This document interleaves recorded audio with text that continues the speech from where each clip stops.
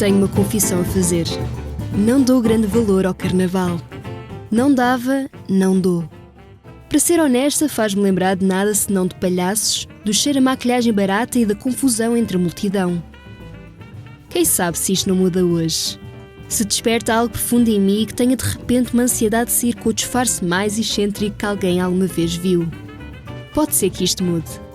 Porém, tenho outra confissão a fazer. A gastronomia fascina-me e a história também. Para grande sorte minha, o carnaval tem uma história e tem gastronomia.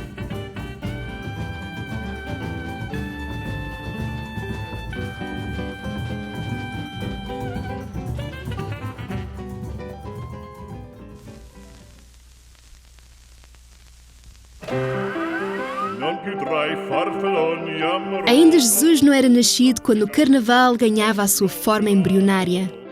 Comecemos pela ceia. À primeira vista, parece ser uma festa singela, engraçada talvez. Neste festejo babilónico, um prisioneiro era escolhido. Qual a sua tarefa? Executar as funções do rei durante aproximadamente 5 dias. Podia, por exemplo, se deitar com as suas mulheres e comer a sua comida. A sua realeza era, por sua vez, humilhado perante o deus Marduk e tratado como um escravo. Pode-se argumentar que se invertiam os papéis, muito à semelhança do carnaval atual. Finalizados estes dias, o prisioneiro, pobre coitado, era espancado e finalmente morto. Por sua vez, o rei retomava novamente as suas funções. Eis a Lupercalia, uma celebração romana de purificação e fertilidade, cuja intenção era afastar espíritos malignos e renovar a cidade. O festival, dedicado aos lobos e ao deus Fauno, ou Luperco, durava 3 dias em meados de fevereiro e começava com o sacrifício de 1 ou mais bodes e de um cão. O sangue era usado para ungir os Luperci, um corpo especial de sacerdotes que se reunia na Gruta de Lupercal. De seguida, limpavam-se com leite e corriam seminus pelo Monte Palatino, chicoteando as pessoas que encontravam pelo caminho. Eis as festas dionísicas. Como o nome indica, honrava-se Dionísio, deus do vinho e das festas. Eram mantidas, claro, a vinho, com toque de indulgência sexual e todo o género de excessos. Aqui compensava-se o trabalho árduo e a vida de submissão. Apesar das orgias, até me parece, entre as que citei, a festa mais family-friendly. Eis o Navigum Isidis, ou barca de Isis, um festival de origem egípcia no qual uma embarcação cerimonial era conduzida em procissão até o rio ou o mar. Orações à deusa Isis eram prestadas como forma de proteção aos navegadores e ao povo. A celebração incluía músicos, sacerdotes e um barco ricamente ornamentado, evocando o poder da deusa sobre as águas. No contexto romano, o ritual assumiu a forma de um desfile público, possivelmente ligado ao carros navalis, uma carroça em forma de navio que também aparecia em outras festividades. Digo mais uma vez, carrum navale. Notas alguma coincidência? Apresentei uma lista de festividades onde podemos observar marcáveis parecências com o carnaval atual. Poderia citar mais, mas a verdade é que não se sabe exatamente o ponto preciso do nascimento da festa. Sinceramente, talvez nem seja importante. Teria citado práticas ainda mais escabrosas, o que não alimentaria certamente o meu agrado pela festividade. O interessante é o que vem depois.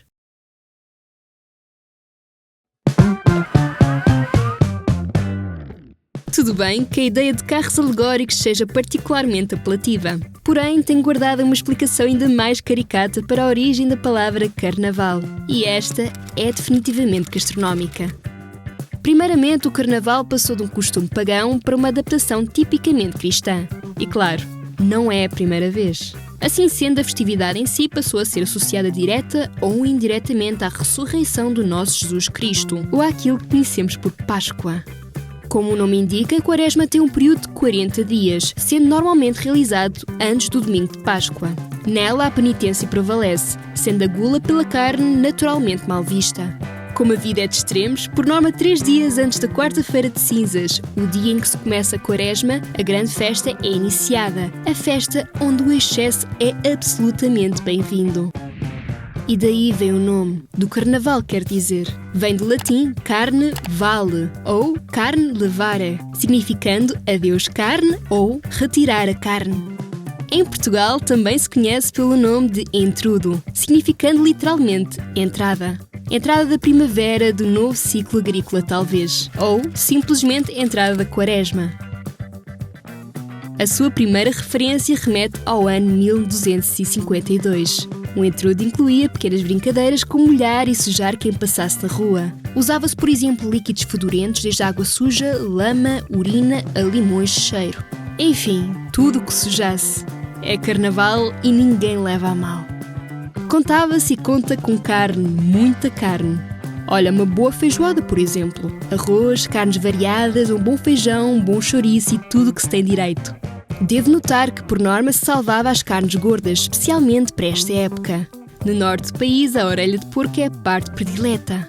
Em Faf, reserva-se este bocado especialmente para o último. Comendo-se também o bucho, ou seja, o estômago do porco recheado com carnes, arroz, temperos e, por vezes, sangue de porco.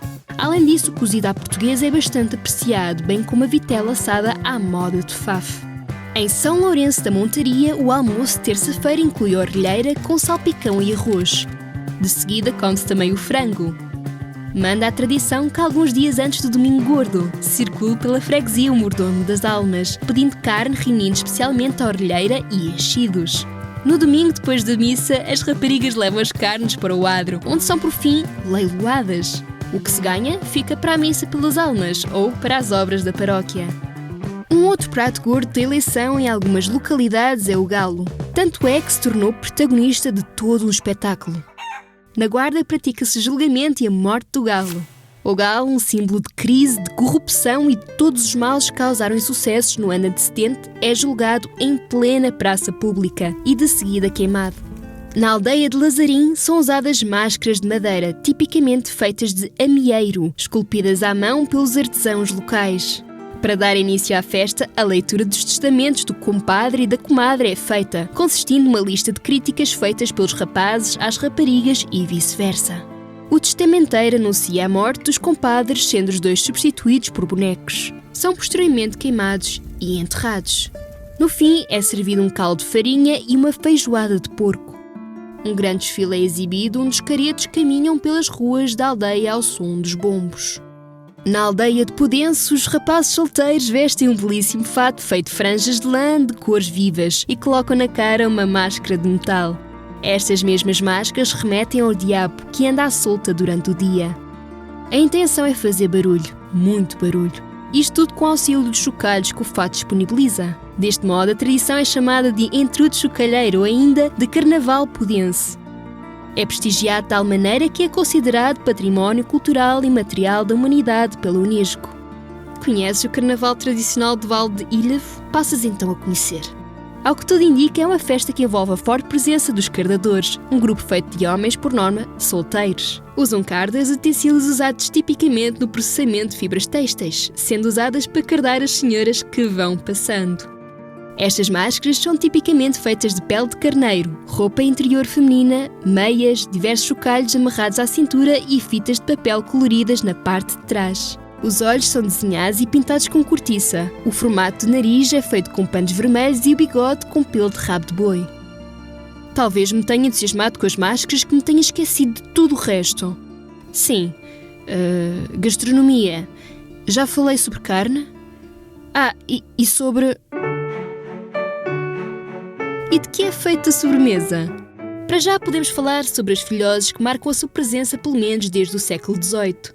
Bastante presentes, por exemplo, em Lisboa, no Alentejo e em Santa Luzia. O seu consumo é proeminente em Capeludos de Aguiar, cujo sábado de carnaval assume o nome de sábado filhoeiro, por se tratar do dia em que se comem as filhoses, sendo feitas de uma maneira especial.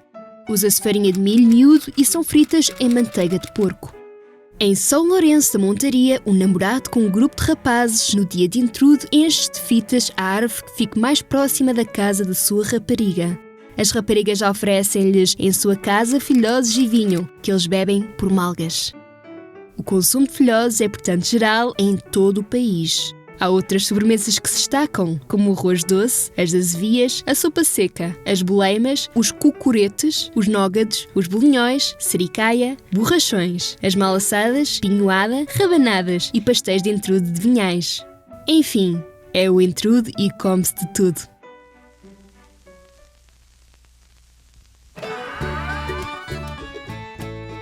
Como já te deves ter percebido, o Carnaval é uma data móvel.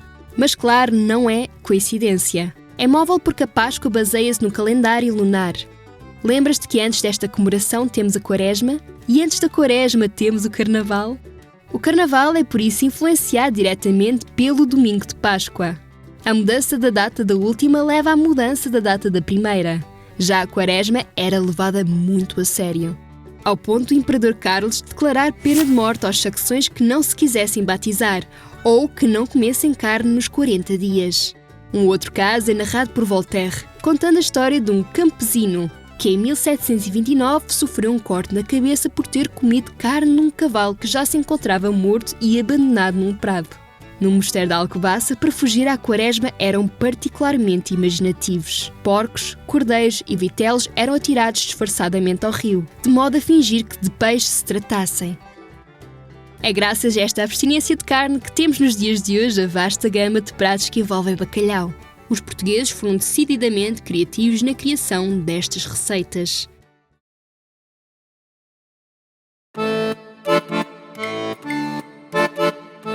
O carnaval que conhecemos é muito distinto daquele que acabei de narrar. Associamos fortemente ao samba do Rio de Janeiro, aos carros alegóricos, às chegadas de Sesimbra, às máscaras venezianas, aos gigantones e ao cortejo alegórico na Madeira. Mas, como vês, é muito mais que máscaras ou desfiles, bailes ou paradas. Tem uma história que remete à antiguidade, à política, à religião, à gastronomia e à tradição. Festejar está no nosso sangue e comer é uma necessidade deliciosa. Podia ficar horas a fio a falar sobre este assunto. Tem uma história inacabável, acredita? Talvez fique para outro vídeo. E talvez seja aí, enfim, que conta a história de como engracei com o Carnaval.